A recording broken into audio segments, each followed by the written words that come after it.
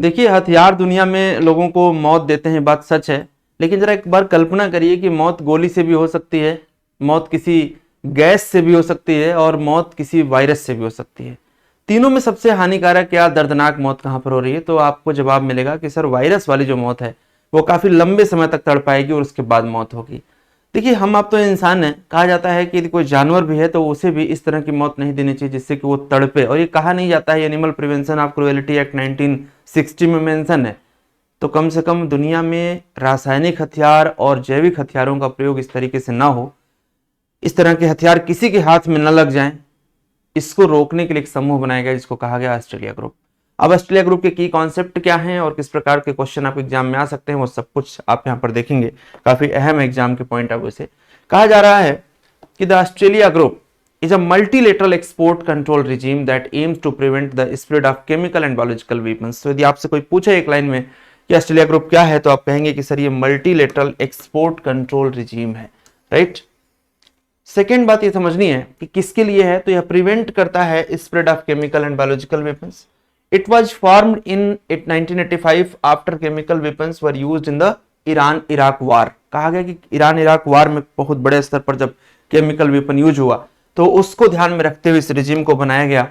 And it was established in 1985। Currently there are 42 countries are member, the European Union are member, right. तो 42 country and European Union के member हैं। India joined the group in the year 2018।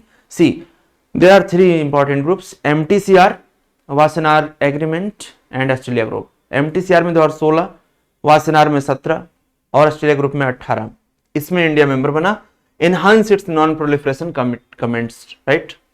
Commitments, मतलब जो हमारे वादे हैं इनको हम बढ़ाने के लिए 2018 में ज्वाइन होते हैं। क्या पर्पज इसका? तो बताया कि to control the material that could be used in chemical and biological weapons, to ensure that legitimate trade is not affected while preventing illegal proliferation, and to promote transparency and cooperation among member countries. ये सारा इसका purpose है और objective है। इसके बाद यदि हम आपसे बात करते हैं कि की कॉन्सेप्ट या प्रिंसिपल क्या है, तो वही प्रिंसिपल है कि हम ऐसी गाइडलाइंस को फॉलो करेंगे जो इनके मिस यूज को प्रिवेंट कर ले, और it complements the chemical weapons convention, CWC को कॉम्प्लीमेंट करता है एंड बायोलॉजिकल वेपन कन्वेंशन को भी कॉम्प्लीमेंट करता है, यानी इसको बल मिलता है ऑस्ट्रेलिया ग्रुप से, right. Decisions are non binding, ये बहुत इंपॉर्टेंट पॉइंट आपने देखा होगा, वासेनार अरेंजमेंट में भी ये नॉन बाइंडिंग है ना। तो है, लेकिन फिर भी यदि आप किसी से कुछ कहते हैं कि हम ऐसा करेंगे तो कहीं ना कहीं एक भरोसा बनता है कि आप ऐसा करेंगे, ठीक है। और दुनिया में सफल वही है जिसके भरोसे पर लोग भरोसा करें और वो सच में सही साबित होता हो, ठीक है। तो इस प्रकार से ये आपने समझा कि क्या है ऑस्ट्रेलिया ग्रुप, क्या चैलेंजेस हैं। चैलेंजेस एज यूजुअल वही हैं, है ना, कि some critics argue that it restricts technological access for developing nation. भाई जिनके पास डेवलप्ड कंट्रीज के पास पहले से ही है, डेवलपिंग कंट्रीज यदि चाहती हैं कोई टेक्नोलॉजिकल एक्सेस करना तो उनके ऊपर रिस्ट्रिक्शन लग जाता है। China is not a member.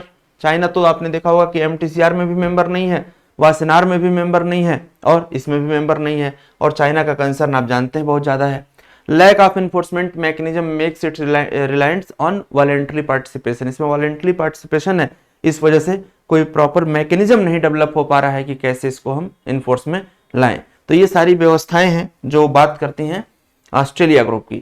तो ये आपकी परीक्षाओं में पूछा जाएगा। तो जितना मैंने बताया है ऑलमोस्ट आप मान के चलो कि उसी में से कोई ना कोई क्वेश्चन आपके एग्जाम में पूछा जा सकता है। तो get ready for such questions and keep watching the video and need not to note down in notebook each and everything, just scroll the PDF and revise as much as possible. Just note the few things in your notebook which is very important for your examination. Thank you so much.